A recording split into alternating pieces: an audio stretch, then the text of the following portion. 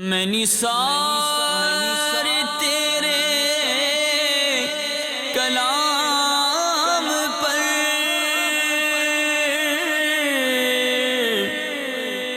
ملیوں تو کس کو زبان نہیں، وہ سخن ہے جس میں سخن نہ ہو، وہ بیان ہے جس کا بیان نہیں۔ الحمدللہ رب العالمین، والصلاة والسلام علی سید المرسلین، اما بعد فاعوذ باللہ من الشیطان الرجیم، بسم اللہ الرحمن الرحیم۔ الصلاة والسلام علیک یا رسول اللہ وعلی آلک واصحابک یا حبیب اللہ، الصلاة والسلام علیک یا نبی اللہ وعلی آلک واصحابک یا نور اللہ۔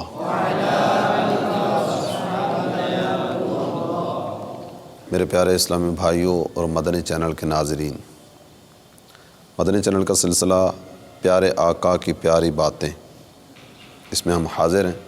حسب معمول اپنے سلسلے کی ابتدا نبی رحمت شفیع امت صلی اللہ تعالی علیہ وآلہ وسلم کی ذات ستودہ صفات پر درود پاک پڑھنے کی فضیلت سے کرتے ہیں۔ درود پاک ایک ایسی عظیم عبادت ہے کہ ایک مرتبہ درود پڑھیں تو اللہ تعالی جل جلالہ کی طرف سے 10 رحمتیں ملتی ہیں، 10 گناہ معاف ہوتے ہیں اور 10 درجے بلند کیے جاتے ہیں۔ صلو علی الحبیب صلی اللہ تعالی علی محمد وعلی آلہ وصحبہ وبارک وسلم۔ سلسلے کی ابتدا ہی میں کچھ اچھی نیتیں مزید بڑھا لیتے ہیں تاکہ ثواب میں اضافے کا باعث بنے۔ اللہ عز و جل کی رضا پانے، ثواب کمانے اور اپنی آخرت بنانے کے لیے از ابتدا تا انتہا توجہ کے ساتھ سننے کی سعادت حاصل کروں گا۔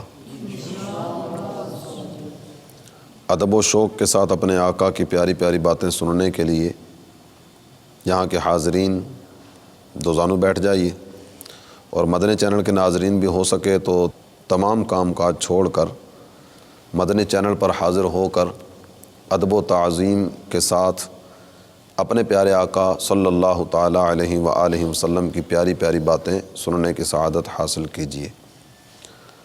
آج کے اس سلسلے سے حاصل ہونے والا ثواب بارگاہ رسالت میں ہدیتاً پیش کرتے ہوئے جملہ مؤمنین و مؤمنات کی ارواح کو ایصال کرتا ہوں۔ صلو علی الحبیب صلی اللہ تعالی علی محمد وعلی آلہ وصحبہ وبارک وسلم۔ آج کی جو حدیث مبارکہ آپ کی خدمت میں بیان کرنے کی سعادت حاصل کی جا رہی ہے، اس حدیث کو امام بخاری نے اپنی صحیح میں ذکر کیا۔ حدیث مبارکہ کی راویہ ہماری پیاری پیاری امی جان سیدہ عائشہ صدیقہ طیبہ طاہرہ رضی اللہ تعالی عنہا کی ذات گرامی ہے۔ حضرت عائشہ رضی اللہ تعالی عنہا، آپ کا تعارف کیا بیان کیا جائے؟ آپ کے فضائل و برکات یقیناً کتب احادیث اس سے مالا مال ہیں۔ سرکار دو عالم صلی اللہ تعالی علیہ وآلہ وسلم کی ازواج مطہرات کا ذکر خیر کرتے ہوئے قرآن پاک کی سورہ احزاب میں ذکر ہوا وَأَزْوَاجُهُ أُمَّهَاتُهُمْ۔ آپ صلی اللہ تعالی علیہ وآلہ وسلم کی بیویاں ان ایمان والوں کی مائیں ہیں۔ تو ہماری امی جان ہے سیدہ عائشہ صدیقہ طیبہ طاہرہ رضی اللہ تعالی عنہا، حضور صلی اللہ تعالی علیہ وآلہ وسلم کے نکاح میں آئیں اور ان کا نکاح من جانب اللہ ہوا، جبریل امین کپڑے پر ان کی تصویر لے کر سرکار کی بارگاہ میں حاضر ہوئے اور عرض کیا کہ یہ دنیا و آخرت میں آپ کی بیوی ہے۔ سرکار فرماتے ہیں عائشہ کو عورتوں پر وہ فضیلت ہے جو سرید کو دیگر تمام کھانوں پر۔ یا نساء النبی لستن کاحد من النساء، قرآن پاک کی آیت کے الفاظ ہیں، اے نبی کی عورتوں تم دیگر عورتوں کی طرح نہیں ہو۔ سارے جہان کی خواتین پر اس آیت کریمہ میں جو بات ذکر فرمائی گئی، اللہ تعالیٰ نے سرکار دو عالم صلی اللہ تعالیٰ علیہ وآلہ وسلم کی ازواج مطہرات جو ہماری مائیں ہیں ان کو فضیلت و برتری عطا فرمائی۔ سیدہ عائشہ صدیقہ طیبہ طاہرہ رضی اللہ تعالیٰ عنہا آپ ارشاد فرماتی ہیں اول ما بدأ بہ رسول اللہ صلی اللہ تعالیٰ علیہ وسلم من الوحی الرؤیا الصالحہ فی النوم فکان لا یرا رؤیا الا جاءت مثل فلک الصبح ثم حبب الیہ الخلاء وکان یخلو بغار حراء فیتحنث فیہ وهو التعبد اللیالی ذوات العدد قبل ان ینزع الی اہلہ۔ حدیث مبارکہ طویل ہے، یہاں تک جو حصہ آپ کی خدمت میں عرض کیا اس کا ترجمہ آپ سماعت فرمائیے۔ اس کے تحت کچھ مدنی پھول آپ کی خدمت میں عرض کرنے کی سعادت حاصل کروں گا، اور اس کے بعد والا حصہ حدیث شریف کا اللہ تعالیٰ کے فضل و کرم سے نبی پاک صلی اللہ تعالیٰ علیہ وآلہ وسلم کی توجہ کی برکت سے انشاءاللہ عز و جل آئندہ سلسلے میں سننے کی سعادت حاصل کریں گے۔ ہماری پیاری پیاری امی جان سیدہ عائشہ صدیقہ طیبہ طاہرہ رضی اللہ تعالیٰ عنہا آپ فرماتی ہیں رسول اللہ صلی اللہ تعالیٰ علیہ وآلہ وسلم پر وحی کی ابتدا اچھے خوابوں سے ہوئی۔ جو خواب بھی حضور صلی اللہ تعالیٰ علیہ وآلہ وسلم دیکھتے اس کی تعبیر صبح روشن کی طرح ظاہر ہوتی۔ رؤیا صالحہ، رؤیا صادقہ بھی کہا جاتا ہے، رؤیا صالحہ بھی کہا جاتا ہے۔ اردو زبان میں اگر اس کو آسان کر کے بات کیا جائے تو سچے خواب، اچھے خواب۔ اچھے خواب اور سچے خواب وہ ہوا کرتے ہیں کہ جو انتشار قلبی سے پاک ہوں، شیطان کا جن میں ذرہ برابر کوئی عمل دخل نہ ہو، یا دوسرے لفظوں میں آپ یوں کہہ لیجئے کہ سچے خواب، اچھے خواب وہ ہوا کرتے ہیں جو اپنی تعبیر خود ہی ہوں۔ تعبیر پوچھنے کے لیے کسی کے پاس جانے نہ پڑے، خواب نظر آئے اگلے دن اس کی تعبیر نظر آ جائے، اچھے خواب وہ ہوا کرتے ہیں۔ تو سرکار دو عالم صلی اللہ تعالیٰ علیہ وآلہ وسلم پر وحی کی ابتدا اچھے اور سچے خوابوں کے ذریعے ہوئی، جن کی تعبیر صبح روشن کی طرح ظاہر ہوتی۔ پھر آپ صلی اللہ تعالیٰ علیہ وآلہ وسلم کے قلب اطہر میں خلوت، تنہائی کی محبت ڈال دی گئی۔ آپ صلی اللہ تعالیٰ علیہ وآلہ وسلم غار حرا میں خلوت اختیار فرمانے لگے۔ وہاں متعدد دنوں تک نبی الانبیاء تاجدار ارض و سما صلی اللہ تعالیٰ علیہ وآلہ وسلم عبادت کرتے رہتے، یہاں تک کہ جب آپ کو اپنے اہل کا اشتیاق ہوتا تو آپ گھر تشریف لاتے۔ اس کے بعد کے معاملات جو حدیث میں آگے بیان کیے گئے انشاءاللہ عز و جل آئندہ سلسلے میں ان کو ہم بیان کرنے سننے کی سعادت حاصل کریں گے۔ نبی پاک صلی اللہ تعالیٰ علیہ وآلہ وسلم پر وحی کی ابتدا کیسے ہوئی، کچھ تھوڑا سا ذکر اس میں بیان کیا گیا۔ بعض احادیث میں دیگر بھی مضامین اس طرح کے موجود ہیں کہ وحی کی ابتدا کیسے ہوئی۔ تو یہاں جو ذکر کیا گیا وہ ہے اچھے خواب اور سچے خواب۔ تمام شریعتوں کو اگر دیکھا جائے نا تو تمام شریعتیں اور ان شریعتوں میں بیان کردہ امور، خواہ ان کا تعلق عقائد سے ہو یا اعمال سے ہو، اقوال سے ہو، یہ جتنی بھی چیزیں ہیں نا ان سب کی جو بنیاد ہے وہ وحی پر ہے۔ تمام امور کی تمام شرعی امور کی بنیاد وحی پر ہے۔ صرف اس شریعت کی بات نہیں ہے، جتنی بھی شریعتیں رہیں، امم سابقہ امم ماضیہ کی بات بھی اگر کی جائے تو تمام شرائع میں، شرائع شریعت کی جمع ہے، تمام شرائع میں عقائد و اعمال و اقوال کی بنیاد وحی پر ہے۔ انبیاء کے خواب یہ بھی وحی ہوا کرتے ہیں۔ نبی کا خواب یہ شیطانی اثرات سے پاک ہوا کرتا ہے۔ اللہ تعالیٰ جل جلالہ کے جتنے بھی نبی ہیں، حضرت آدم علی نبینا و علیہ الصلاۃ والسلام سے لے کر ہمارے پیارے پیارے آقا صلی اللہ تعالیٰ علیہ وآلہ وسلم تک، سارے انبیاء ہر طرح سے شیطان کے اثرات سے محفوظ ہیں۔ شیطان کا کوئی بھی وار کسی بھی نبی پر کسی بھی انداز سے کارگر نہیں ہوتا۔ حضرت ابراہیم علی نبینا و علیہ الصلاۃ والسلام، آپ نے اپنے لخت جگر حضرت اسماعیل علی نبینا و علیہ الصلاۃ والسلام کو ذبح کرنے کے لیے لٹایا، تو یہ سارا واقعہ جو ہوا قرآن نے اس کو بیان کیا۔ حضرت ابراہیم علیہ الصلاۃ والسلام کے پاس کوئی فرشتہ وحی لے کر نہیں آیا تھا جس میں یہ حکم دیا گیا ہو کہ آپ اپنے لخت جگر کو ذبح کریں۔ آپ نے حضرت اسماعیل کے سامنے آ کر جو بات کی تھی وہ یہ تھی، انی ارا فی المنام انی اذبحک، میرے پیارے بیٹے میں نے خواب دیکھا کہ میں خواب میں آپ کو ذبح کر رہا ہوں۔ خواب دیکھا تھا، اس خواب پر آپ نے عمل کیا۔ جو نبی کا خواب ہوا کرتا ہے وہ بھی وحی خدا ہوا کرتا ہے۔ حضرت سیدنا عبداللہ ابن عباس رضی اللہ تعالی عنہ، آپ اس تعلق سے ارشاد فرماتے ہیں، رؤی الانبیاء علیہم السلام وحی، انبیاء کرام علیہم السلام کے خواب بھی وحی ہیں۔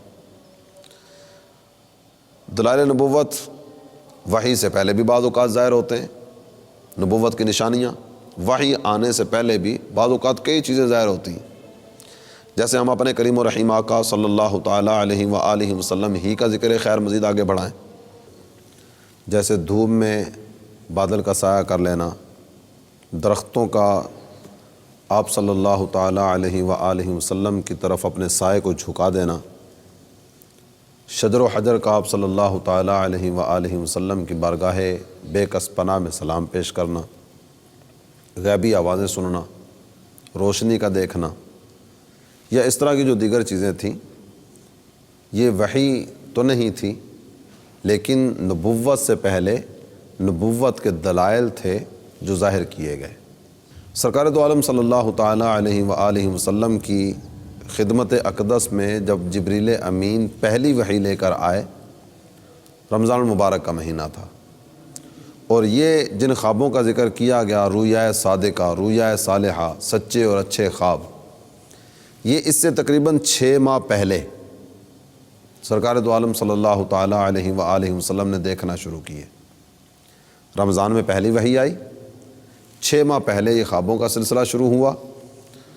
تو آپ اس حوالے سے اگر غور کریں، رمضان سے 6 ماہ پیچھے آئیے، تو رمضان سے 6 ماہ پیچھے آئیں گے نا تو ربیع الاول کا مہینہ بنے گا۔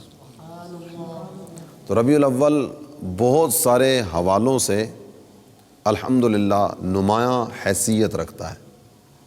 سرکار دو عالم صلی اللہ تعالیٰ علیہ وآلہ وسلم کی ولادت باسعادت ربیع الاول میں ہوئی، حضور صلی اللہ تعالیٰ علیہ وآلہ وسلم کا وصال با کمال ربیع الاول میں ہوا، تکمیل ہجرت یہ بھی ربیع الاول میں ہوئی۔ سرکار دو عالم صلی اللہ تعالیٰ علیہ وآلہ وسلم جب ہجرت فرما کر مکہ سے مدینہ پہنچتے ہیں تو ربیع الاول ہی ہے۔ تو اسی میں ظہور نبوت کی بات اگر کی جائے، یعنی سچے خوابوں کی ابتدا کی بات کی جائے، تو وہ بھی ربیع الاول میں۔ تو ربیع الاول یہی وجہ ہے کہ عاشقان ماہ رسالت کو بہت پیارا لگتا ہے۔ آج بھی آپ دیکھتے ہیں نا، ربیع الاول کی آمد ہوتی ہے تو ربیع الاول کی آمد ہوتے ہی ہر طرف چراغاں ہی چراغاں ہو جاتا ہے، 4 دانگے عالم، کیا پیارے پیارے منظر نظر آتے ہیں، ہر طرف روشنی، ہر طرف کہکشاں، ہر طرف چراغاں۔ اس میں ایک جملہ آپ کی خدمت میں عرض کروں، سرکار دو عالم صلی اللہ تعالیٰ علیہ وآلہ وسلم کی آمد کا مہینہ ہے ربیع الاول، حضور کی آمد کا مہینہ جب یہ اتنا نورانی ہوتا ہے تو سرکار خود کتنے نورانی ہوں گے۔ سرکار دو عالم صلی اللہ تعالیٰ علیہ وآلہ وسلم کا سچے خوابوں کا سلسلہ یہ ربیع الاول میں شروع ہوا۔ یہاں پھر حدیث کے الفاظ ذکر کیے گئے، ثم حبب الیہ الخلا، نبی پاک صلی اللہ تعالیٰ علیہ وآلہ وسلم کے قلب اطہر میں خلوت کی محبت ڈال دی گئی، علادگی، تنہائی۔ تو اس سے ایک بات پتہ چلتی ہے کہ اہل و عیال سے الگ ہو کر اللہ تعالیٰ جل جلالہ کی عبادت کے لیے کوئی جگہ مخصوص کر لینا، وہاں اللہ تعالیٰ جل مجدہ الکریم کی عبادت میں وقت صرف کرنا، یہ نبی پاک صلی اللہ تعالیٰ علیہ وآلہ وسلم کی سنت بھی۔ سرکار دو عالم صلی اللہ تعالیٰ علیہ وآلہ وسلم نے خلوت کو اختیار فرمایا، اور خلوت کو جو آپ نے اختیار فرمایا، خلوت سے مراد علادگی، تنہائی۔ حضور صلی اللہ تعالیٰ علیہ وآلہ وسلم نے خلوت کے لیے، علادگی کے لیے، تنہائی کے لیے جس جگہ کا انتخاب کیا وہ غار حرا ہے۔ غار حرا یہ مکہ معظمہ سے شمال مشرق منا کو جو رستہ جاتا ہے، منا کی طرف جاتے ہوئے بائیں طرف ایک پہاڑ ہے، اس پہاڑ میں یہ غار واقع ہے۔ اس پہاڑ کو آج بھی جبل نور کہا جاتا ہے۔ سرکار کی ولادت کا مہینہ نورانی، حضور صلی اللہ تعالیٰ علیہ وآلہ وسلم جس پہاڑ میں عبادت فرمایا کرتے اس پہاڑ کو کیا کہتے ہیں؟ جبل نور، پتھروں کا مجموعہ، لیکن پھر بھی دیکھیے اس کا نام کیا رکھا گیا، جبل نور، جہاں نبی پاک صلی اللہ تعالیٰ علیہ وآلہ وسلم کے مبارک قدم لگے، جس جگہ کو نبی پاک صلی اللہ تعالیٰ علیہ وآلہ وسلم نے اپنی عبادت کے لیے منتخب فرمایا، وہ پتھروں کا مجموعہ، وہ پہاڑ جبل نور کہلایا۔ خود سرکار کی نورانیت کا عالم کیا ہوگا۔ آپ نے دیکھا ہوگا اس غار میں 3 چٹانیں اس طرح سے آپس میں ملی ہوئی ہیں کہ گویا ایک چھوٹا سا حجرہ بن جاتا ہے۔ 3 چٹانیں آپس میں ملی ہوئی ہیں اس انداز سے کہ ایک چھوٹا سا حجرہ بن جاتا ہے، اور اگر آپ یہ اس کا وہ طوالت، ضخامت یا اس کی طول و عرض کو دیکھیں تو وہ اتنی لمبی جگہ یا اتنی چوڑی جگہ نہیں ہے کہ جس میں کچھ جناب 5-10 افراد بیٹھ سکتے ہیں۔ 2 آدمی تنگی کے ساتھ وہاں نماز پڑھ سکتے ہیں۔ بہت کھلی جگہ نہیں ہے، بہت وسیع و عریض جگہ نہیں ہے، بالکل مختصر سی جگہ، اور اس میں جانے کا ایک ہی راستہ ہے۔ ایک راستہ، وہ راستہ بھی دشوار گزار ہے، سکڑ کر سمٹ کر آدمی وہاں پہنچتا ہے۔ اس کی لمبائی اور چوڑائی جو بیان کی جاتی ہے نا غار حرا کی، لمبائی 4 ہاتھ ہے، ہاتھ یہ درمیان والی انگلی کا جو کنارہ ہے یہاں سے لے کر کونی تک یہ 1 ہاتھ ہے۔ آپ کو تھوڑا سا اندازہ ہو جائے گا کہ اس غار کی لمبائی 4 ہاتھ ہے اور چوڑائی اس سے بھی کم ہے۔ آپ اس سے اندازہ فرما لیجئے کہ سرکار دو عالم صلی اللہ تعالیٰ علیہ وآلہ وسلم اگر وہ بلندی کو دیکھا جائے تو کتنی بلندی پر ہے، اس جگہ کے وسیع و عریض ہونے کو دیکھا جائے تو وہ بھی آپ کے سامنے ہے، اس کا راستہ دیکھا جائے تو وہ بھی تنگ سا ہے۔ سرکار دو عالم صلی اللہ تعالیٰ علیہ وآلہ وسلم نے عبادت کے لیے اس جگہ کو منتخب فرمایا۔ نبوی عمل کوئی بھی ہو نا، حکمت سے خالی نہیں ہوتا۔ ہمارے کریم آقا صلی اللہ تعالیٰ علیہ وآلہ وسلم نے غار حرا کو کیوں اختیار فرمایا، یہاں اپنے عبادت کے لیے جگہ منتخب فرمائی، تو اس کی حکمت کیا تھی؟ اس کی ایک بڑی پیاری حکمت جو ہمارے سامنے آتی ہے وہ یہ کہ آپ غار حرا میں ہوں نا تو وہاں سے کعبۃ اللہ نظر آتا ہے،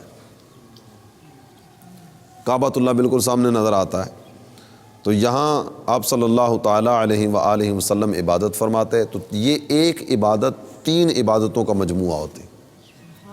ایک تو یہ کہ اللہ کی عبادت ہو رہی ہے، دوسرا یہ کہ کعبۃ اللہ کی زیارت ہو رہی ہے، کعبے کا دیکھنا یہ بھی عبادت ہے، اور تیسرا علادگی، خلوت، خیال غیر سے دل کو پاک کرنا۔ تو یہ ایک وقت میں نبی پاک صلی اللہ تعالیٰ علیہ وآلہ وسلم نے 3 عبادتیں اختیار فرمائیں۔ کعبۃ اللہ ایسی عظیم جگہ ہے کہ حدیث شریف میں ذکر فرمایا گیا کہ روزانہ 120 رحمتیں یہاں مسجد حرام میں نازل ہوتی ہیں۔ 120 رحمتیں تقسیم کس طرح کی جاتی ہیں؟ 60 للطائفین، 60 رحمتیں مثل پروانہ کعبۃ اللہ شریف کے گرد چکر لگانے والوں کے لیے۔ 120 میں سے 60 آدھی رحمتیں طواف کرنے والوں کو مل گئیں۔ تو یہ 60 رحمتیں جن کو مل رہی ہیں ان کو بھی کعبے کی وجہ سے ملی نا، کعبے کا طواف کر رہے ہیں۔ طواف ایک ایسی عبادت ہے پوری دنیا میں سوائے کعبۃ اللہ کے کسی بھی جگہ نہیں کی جا سکتی۔ 40 للمصلین، 40 رحمتیں جو وہاں مسجد حرام میں نماز ادا کر رہے ہوتے ہیں ان کے لیے، 60 طواف والوں کے لیے، 40 نماز ادا کرنے والوں کے لیے، باقی بچی 20۔ و20 للناظرین، کچھ افراد وہ بھی ہوتے ہوں گے نماز ادا کرتے رہے، طواف خانہ کعبہ کرتے رہے، اب یہ سارے کام کاج کر کے بیچارے تھک ہار کے کچھ دیر آرام کرنے کے لیے بیٹھے، آرام کرنے کے لیے بیٹھے نا، اور کوئی کام نہیں ہے، وہ دیوار کعبہ کو دیکھتے جا رہے ہیں۔ تو ارشاد فرمایا 20 رحمتیں کعبۃ اللہ کا دیدار کرنے والوں کے لیے۔ کعبے کا دیکھنا یہ بھی عبادت۔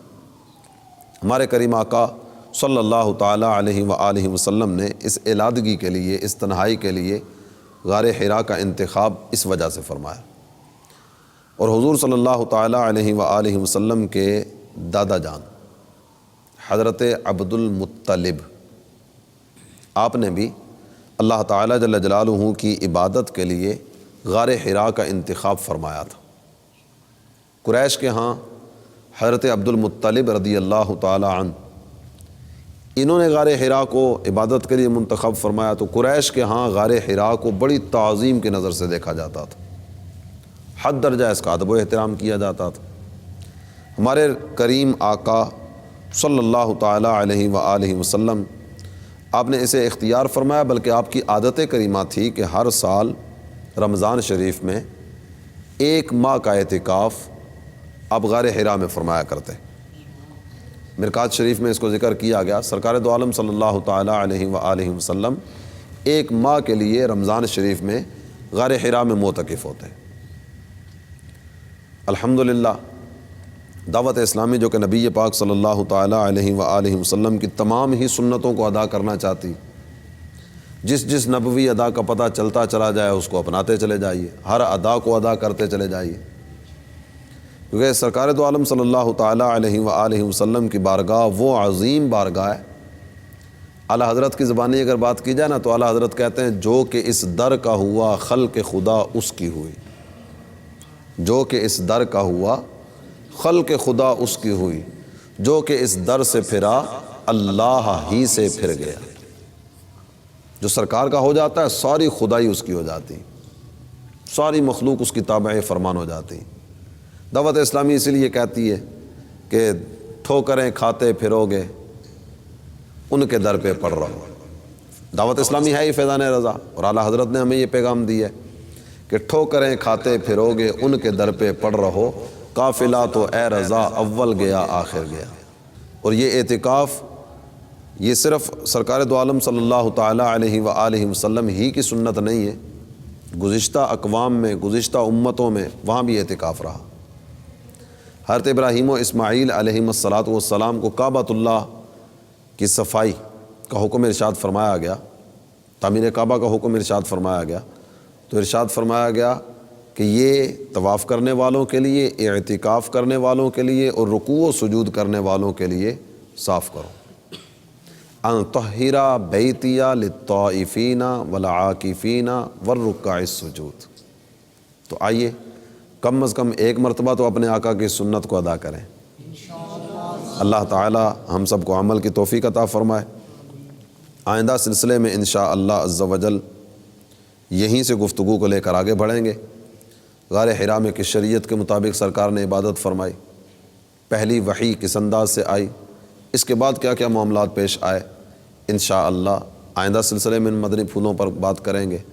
اللہ تعالی ہمیں نبی پاک صلی اللہ تعالیٰ علیہ وآلہ وسلم کا ذکر خیر کرنے، سننے، سنانے کی توفیق عطا فرمائے، آمین بجاہ النبی الامین صلی اللہ تعالی علیہ وآلہ وسلم۔ میں نثار تیرے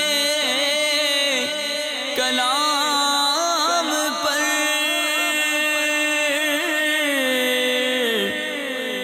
ملیوں تو کس کو زبان نہیں، وہ سخن ہے جس میں سخن نہ ہو،